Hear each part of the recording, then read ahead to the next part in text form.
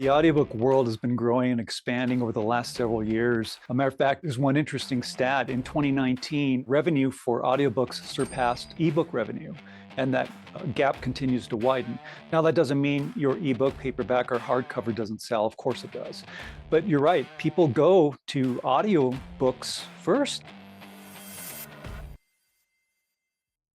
Some experts chase attention, but the smart ones build authority. You're listening to the Authority on Demand podcast, where credibility becomes your competitive advantage. Every week, we're pulling back the curtain on how founders and leaders turn expertise into inbound demand through books that position, media that converse, and strategies that actually move the needle. I'm Danielle Hutchinson, your host and Chief Creative Officer at Authority on Demand. Now, let's turn your authority into leverage. Hello, everybody, and welcome to another episode of the Authors on a Mission podcast. Today, I'm going to start with a little bit of a question for you. What if I told you that a mechanical shark could change the entire trajectory of your life? That a childhood fascination with movie magic could lead to 3 decades in Hollywood and ultimately helping thousands of people master their mindset and overcome burnout. Our guest today proves that sometimes the most powerful lessons come from the most unexpected places. Robert A. Lane spent over 30 years behind the scenes in entertainment, including 14 years in 20th Century Fox studio lot, before discovering his true calling as a corporate performance coach and stress management expert. His book, Lights Action You, is a self-help guide and a masterclass to align your perspective, passion, and purpose using lessons learned from the glamorous and gritty sides of Hollywood. What's made Barry's story truly fascinating is that it started with a $10 purchase of Jaws memorabilia from a childhood friend, and it led to creating an entire coaching empire. And now he is literally and figuratively overwhelming people to find their authentic voice because he helps authors narrate their own audiobooks. So get ready for a insightful conversation today about the writing world, the audiobook world, and much more. Robert, welcome to the show. Thank you. Well, that was a great introduction, Danielle. Appreciate it. That was awesome. Before we started recording, I told you I like to be prepared, and I think the best way to do it is to introduce the guests in a way that kind of tells the audience a little bit about who they are and gets them prepared for what's to come. And being that you have such an exciting background, it's the best way to do it. Thanks. So yeah, I'd love to just kind of get started with a little bit more about your background then. You actually used to have a childhood Universal Studios tour in your backyard. Can you tell us a little bit about that? Oh, yeah. It really did start with the movie Jaws. When I was a little kid, my best friend, his name was Craig, he lived in the house behind mine, and he lived with his grandparents, and his grandfather was Robert A. Natty, who was a world-renowned special effects guy. I know I'm just a little kid. I wouldn't know that. But I remember being over at Craig's house one day when Mr. Matty got the phone call to come out of retirement to work on some movie about a shark, and which of course ended up being Jaws. And little did Mr. Matty or really anybody realize that Jaws would end up being the world's first summer blockbuster, and which is a trend that still exists in the movie industry today. So it was Jaws that really started it all. And as a little kid, I remember Mr. Matty, he asks Craig and myself to go, hey, want to go see the shark? So we got in his car and we went to some big hangar place where they were building all the special effects, and walked in, and there it was, this huge 25-foot shark. And the front half was was complete with the jaws open and giant teeth. I mean, really scary looking. But what was interesting was that the back part of the shark was opened up, and you can see all the mechanics and the hydraulics and everything that made the shark work. And just seeing that just really blew me away, to be able to witness movie magic being created. And that really was a catalyst to pursue a career in the entertainment industry. And I did that. I created a Universal Studios tour in my backyard when I was a little kid, and I dragged people around in a wagon and made these really silly, I guess events. Or I had the Old Faithful geyser, and I had a friend to turn on the garden hose, and which was pointing upwards. Hit it on cue, or just crazy little things like that. But again, it was just a fascinating world. So that's where it all started. Well, hey, I always like to learn a little bit more from where authors come from and their backstory and what inspired them. And that's definitely a very unique experience that you had growing up. Personally, your story just reminds me when I was little, we used to be big theme park people. So, of course, we went to Universal Studios. And that just reminds me of it because you got the authentic experience. We had the animatronic ride version of the Right. Jaws that would come up over the little toy boat as we ride through it. So, I'm just connecting with you there a bit. You had a much cooler experience. But I remember my friends and I, like, being scared at the shark when he pops up from the water. But anyway, really fun to know about where all that inspiration came from. But kind of moving forward, I mean, you spent years and years in entertainment and then eventually decided, you know what, I have to put this into a book. Everything that you learned, you wrote it down. And, Jaws actually is still a inspiration for the book itself because you even use quotes from it in this new book. So I'm Yeah. wondering, was there a certain moment in your life that then you realized, you know what, I have to start writing? Yeah, there was a pivotal moment in my career a few years ago. If you remember, Disney bought Fox, and that was like this huge acquisition. And working at Fox at the time, we knew we would be affected one way or another. And so by the time the Disney lawyers came to our department, they made the choice for you. Either they keep you and you now are a Disney employee, or you're fired and they don't want you anymore. So I get called down to talk to the Disney lawyers, and I'm on the first round of firings. So my entertainment career ended not by my choice, but ultimately, that was a great thing because it got me to really think about what is it that I can do that can be more fulfilling, not only for myself, but for other people, to do something with more purpose. And so I decided to take the riskiest choice, becoming an entrepreneur. And I started Robert Lane Coaching as a career coach and life coach. And after I wasn't working in the industry anymore, people would come up to me and say, "Oh man, you need to write a memoir, a book about all those experiences from working in the entertainment industry." And I kind of laughed about it, but I thought, yeah, it's not such a bad idea. But I wanted to take it to the next level. So when I doing the career and life coaching thing, I thought, I'll tell a story, and then with each story, give a tool or technique or a life lesson that can help people so they can get more value out of the book than just entertainment stories. So I met a book coach, and he had a book coaching program, and it was great because I had no clue on really how to write a book properly. And that was a great decision. So the big thing that I tell other authors or just anybody really is if you need help, get it. It's worth it because the end product will only be that much better when you have an expert on your team to help guide you through the process. And so in October of 2022, published Lights Action You. And and that was exciting. Yeah. Yes, that's a cool way that it came about. You lived your life inspired, gone through the film industry, all that, and then one day someone says, you know what, you have to put it into writing, you have to share it with others. And Yeah. I like that you mentioned that, you do have to have somebody by your side. People do think that writing is a solitary activity, but really you do need a team of people to run ideas by, to help you refine your writing. So it's great that you also had that. It's great. Absolutely, absolutely, and it was a great experience. And after I published Lights Action You, being an audio guy, because I've always loved audio, though I mean I worked in a variety of different jobs in the industry itself, but audio was always my thing. And of course, I wanted to turn it into an audiobook. And creating an audiobook, it is a process to do it right, to make sure that everything is done properly.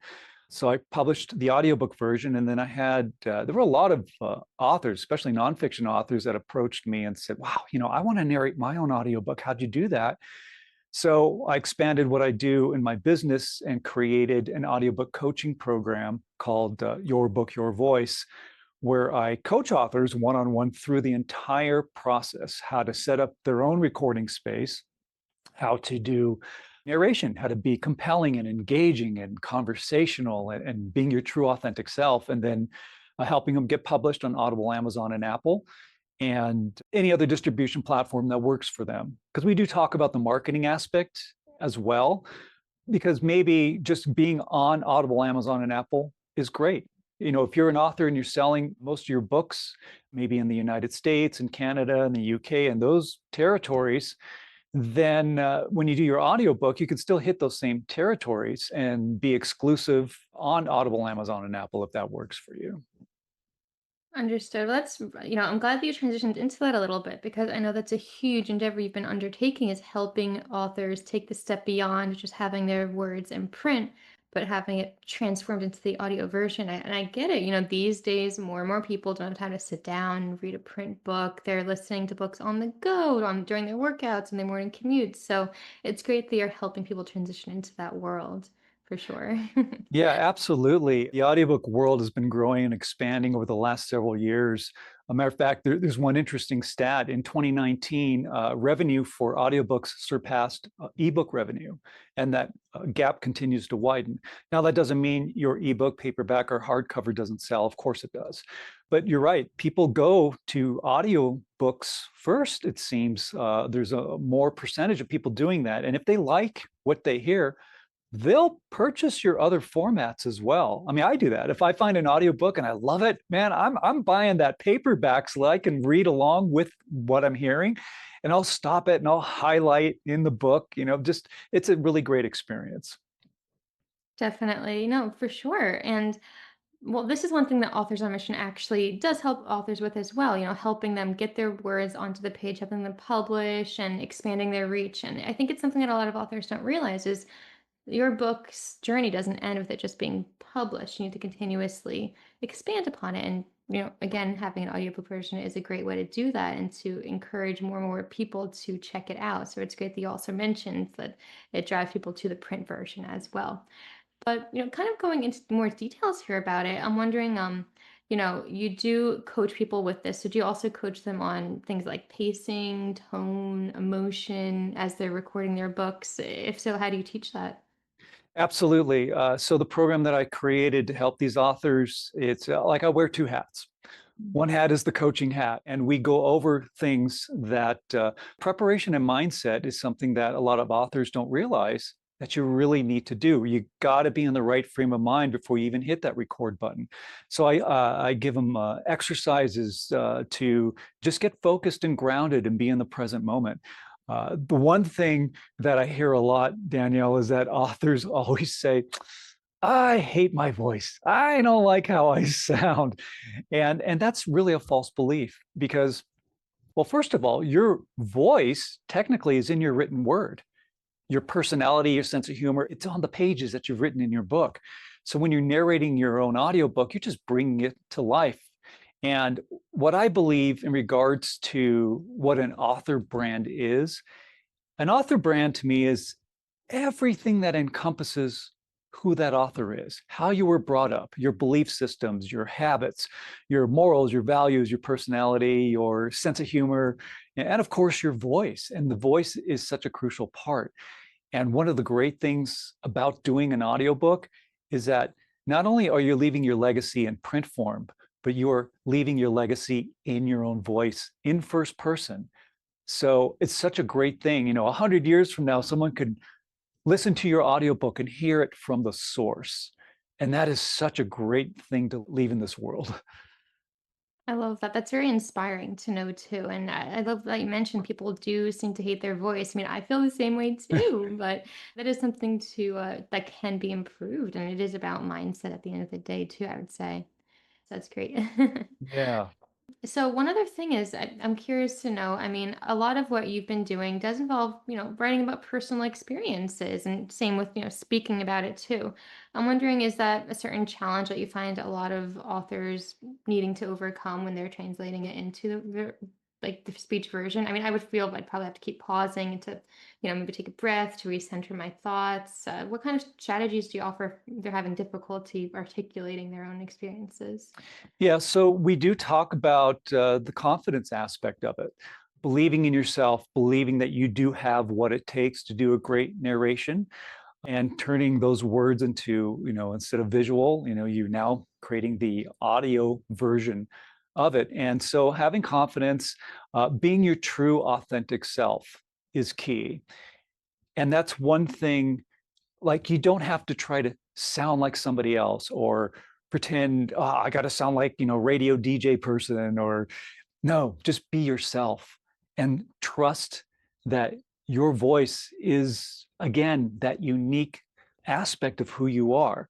Matter of fact, love your voice, because that's part of what allows you to stand out in the crowd, because that's what makes you you. That's what makes you so unique. And this is why I'm a big advocate about, especially for nonfiction authors, that you need to narrate your own story, because nobody can express it or tell it the way that you can, because again, you lived it. There are great narrators out there, of course, absolutely. But the difference is that it's still their interpretation. So maybe they wouldn't interpret it in a way that you would have. So, for example, I've had a couple of authors who wrote memoirs about their cancer journey, being cancer survivors. You know, they have to tell their story because they lived it. Another narrator will technically sound good, but when it comes to the emotional aspect, if they didn't go through that journey, they're not going to really be able to connect the way the author did, because it was their experience. So again, that's why I'm just such a big supporter of having authors narrate their own audiobook. Understood. Yeah, I get that. It helps you to feel the emotion behind it and gets the listeners to really connect as well. So that's wonderful. Yeah, that's a great point that you said, because from a listener standpoint, they really do feel like you're talking directly to them. It's like sitting at your favorite coffee house, with your best friend, and they're hearing this audiobook, and it's like, oh, they're telling me this story, and it's a great connection, especially for authors to be able to connect to their audience and their listeners that way. Definitely. What about dialogue and characters? I can only imagine that, you kind of have to use a different type of voice and tone if you're doing different character, you're trying to read in a character's voice. So how would you guide someone to help switch that up? Well, it depends. Even for fiction books, if you wrote a fiction book and it's written more like a narrative, then yeah, definitely narrate it. Even if you do have a handful of characters in your story, honestly, you don't need to create voices for every single person, because it's the content that matters. And people will get it and they'll understand. Even you don't have to go over the edge with different voices or anything. You really don't. I mean, now if you have a story, I don't know, like Star Wars, and you have a million characters with a ton of different dialects, then I would say hire a professional voiceover person who can do multiple voices and do that. But if you're doing something, if it's maybe it's a dramatic story or even a love story, you can still narrate it yourself, and the listener will be able to absorb the content. Because there's two things that I also teach in my program. There's the practical aspect, and then there are the intangibles. So the practical aspect of recording your audiobook, of course, is make sure you're in a quiet space, mic placement, hydration. Got to keep yourself hydrated because it eliminates a lot of mouth noise. Good posture, making sure your levels are good, being consistent with your pacing and flow. But then there's the intangibles. And the intangibles are those things that you can't necessarily physically touch, but you emotionally feel. And that's the secret sauce to creating a great audiobook, because now you're bringing the emotion into it and the energy into it, those things that you can't physically touch. But that, again, really makes you more authentic, makes you more conversational, and that makes for a great audiobook. So you don't sound mechanical, you don't sound reedy, because you're putting your emotion in. And the beauty about it is that you don't have to force it. Your emotion will come out, because subtlety goes a long way. If you're talking about an intense journey, like the authors who were going through their cancer journey, Right. it comes out and you feel it and you hear it in their voice, and it's not forced, it's there. And that's what makes such a great book, getting those emotions Understood. out. Yeah. Yeah, yeah, it's all about that. Clearly, you've had a ton of experience at coaching authors to create those audiobooks. So, kind of looking back to the writing process of your own book, I wonder if you saw a big transition there. Like, what's it like being on the other side, narrating your own story? I had planned to do the audiobook version. That was always in the back of my mind when I wrote the book in the first place, but I wanted to get it published and get it out there first in print form. And then I went back to do it. And, I'm going to be a tough critic on myself. The perfectionism thing comes out, though I'm telling you, you don't need to be a perfectionist, be yourself. Don't be hard on yourself. And that's where a lot of the coaching aspect comes in, is helping authors and reminding them, look, you're doing a great job. And I'll tell you, so as I mentioned earlier about wearing two hats, one is the coaching hat and the other is the audio editing hat, since I've had 25 plus years experience doing that. So as the author's recording their audiobook, they're sending me their audio files. And then I sit there and I listen to everything in real time, because it's important that not only are you removing any sounds, if there's a mouth noise I can remove, I'll remove it. And if there's some weird sound, I'll clean it up. But what's really important is that you have to make sure that your audiobook meets the exact specifications for publication. Because I've had authors come to me and say, "Hey, can you fix my audio files because I uploaded it to Audible and they rejected it?" And it's Oh, usually because they didn't meet the specifications. So that's really, really important, which is why I go through everything with a fine-tooth comb. And I listen for other things. What if there's a slurred word or a mispronunciation? I'll flag it, and then I'll have the author just redo that sentence, and then they send that to me. I pop it in, re-edit, make sure everything sounds great, and then I do a final quality control pass where I listen to everything from beginning to end, and I follow along in their book. And I might catch a word that was changed, and then I'll ask them, was this intentional, or do we need to fix it? And sometimes I've caught sentences and paragraphs that were completely missed. And they're like, "Oh no, I missed that." So they'll record it, send it to me, and then we get it all fixed. But the editing aspect, the audio post-production aspect is a crucial part of the audiobook creation process. You have to do it. You have to have it done, because you don't want to get rejected. You do all those hours of work, and then you don't want that to happen. yeah, of course. So it sounds like you accept authors, whatever stage of the process they might be at. I'm wondering if there's a certain time that it's best to reach out, if they're in the planning phase of their book, or they need to have the book completely finished and published. It also sounds like if they began recording their own, you also kind of help them pick up from where they left off too. So is it true that any stage of the process you're able to kind of jump in and help out? The best thing would be is if their manuscript is final, Mm, okay. because again, you are reading your book. You are, most of it is verbatim, so you want to make sure your script is final. Your manuscript Understood. is final. It's I guess I wasn't sure if there was any benefit in like planning your book around the audiobook. I'm not sure if that might be a perk or not. If there's some type of way you could organize it to help the audiobook process later on. I don't know. I was curious. Well, I've Not. have yeah, I have worked with some authors who were still, they didn't publish their book yet. They were still in the final phases of, tweaking it and getting editing and that sort of thing. Um, it just makes it a lot easier to have, again, the manuscript pretty much in its final form, because that will eliminate having to go back and redo. Oh wait, we got to redo this. Oh, now we got to redo this, and now we got to redo that. That way it just makes it a much smoother process for recording. The other thing is, when your book is published as an ebook, let's say on Amazon, what happens if you want to be on Audible, Amazon, and Apple is that when you create your account to be published on those platforms, they pull the description information from the ebook. Mm, So we can get into recording and doing all of that. But when it comes to setting up your account for publication, the ebook has to be published first. But that doesn't mean that we can't record. We can definitely have, like, I have an audiobook, it's done, but she hasn't published her book yet, but we got so it you're done. waiting, right? Yeah.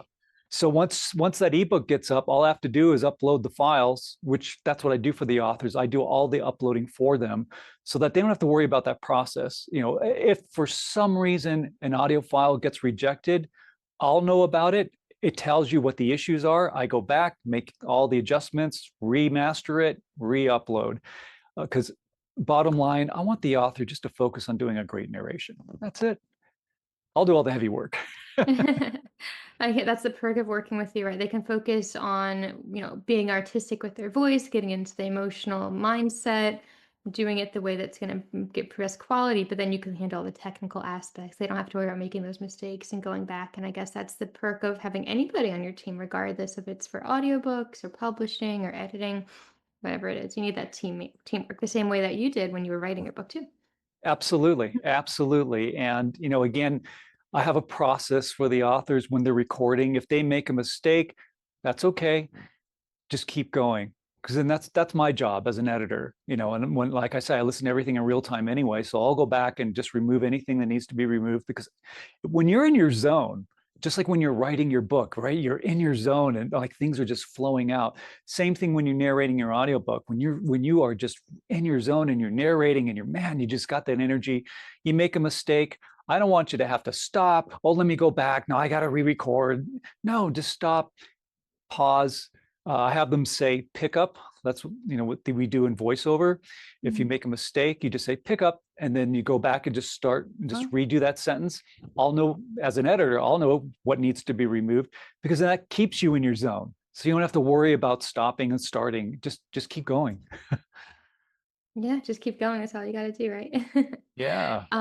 So, if people do want to get in touch and perhaps reach out about getting their own audiobook recorded, or maybe they want to also check out your book, learn a bit more about your experiences, what is the best way to connect with you? Best way to connect with me is you can just go to robertlanecoaching.com. Pretty simple. robertlanecoaching.com, or you can email me at robert@robertlanecoaching.com. And I would love to talk with anybody about the process. Matter of fact, I always talk to any author who's interested beforehand. We always have a meeting. We do it like this, where we actually see each other, because I don't believe in sending people to a landing page where you scroll, scroll, scroll, scroll, right? They're really long, and they're like, give me your credit card. That's very impersonal. I'm spending time working with this author, and I want to make sure that we have a connection, that they resonate with me and I resonate with them, because we're going to be working together. And so we just have a conversation, and then we just take it from there. But you could just go to the website, and there's many buttons that say book a call. That's all you got to do. Nice. Well, that's perfect. I'm glad to know that you offer those in-person consultations. That's something I do with my clients as well. You really do need to get to know somebody if you're going to work with them and translate their voice perfectly in whatever it might be that you're working together on. So that's wonderful. So we'll put the links to that in the description box of this podcast today. Now, I wonder if you might have any last minute tips for the authors listening today, any pieces of advice you want them to. Look, you've written a book. If you published a book, you're a professional. I don't look at you as a hobbyist. You are a professional. Whether you wrote your book during nights and weekends, or maybe you're one of the lucky ones with that small percent that actually can make a living as a writer, that's awesome. But you're a professional. I consider all of you entrepreneurs. So embrace your entrepreneurship. You are a professional because you got your book published. But the one piece of advice that I give to all the authors I work with is just be your true, authentic self, because Mm. that's what makes you so unique and allows you to stand out in the crowd. Well, there you go. What more can you do from that, right? I love that. Thank you. Well, it's been a pleasure to chat with you today, to get to know you a little bit, and to learn more about the audiobook world. I think it's really important for the authors out there to know. We usually talk about writing tips on this show, but this is a huge part of it. It's great to have a book out. Take it a step farther, right? Have the audiobook version too. So, Yeah, thank absolutely. Thank you so much for all your insights today. And to all of our authors listening, Robert has taught us today that whatever your background is, whether it's entertainment or corporate or any other industry, your expertise is your own. It's the foundation of your authority. So you can write your book, you can make your audiobook, you can get your word out there. That's all you got to do. You don't need permission to be the expert in your own story. Sometimes the most powerful message comes from just sharing what you've learned along the way, just like Robert's done. So go ahead, check out the links. Be sure to get your own copy of Lights Action You, and also to check out the audiobook services. It's been a pleasure, Robert. Thank you so much. And until next time, everybody, this is the Authors on Mission podcast. Keep writing, keep sharing, keep making your mission matter. We'll see you next time, everybody. That's a wrap on another episode of the Authority on Demand podcast. If today's conversation sparked something in you, don't keep it to yourself. Share this episode with a founder or leader who's ready to stop being the best kept secret in their industry. If you want to turn your expertise into inbound demand, head to authorityondemand.com to see how we help clients go from unknown to in demand. I'm Danielle Hutchinson, and I'll catch you on the next one. Now, go build some authority.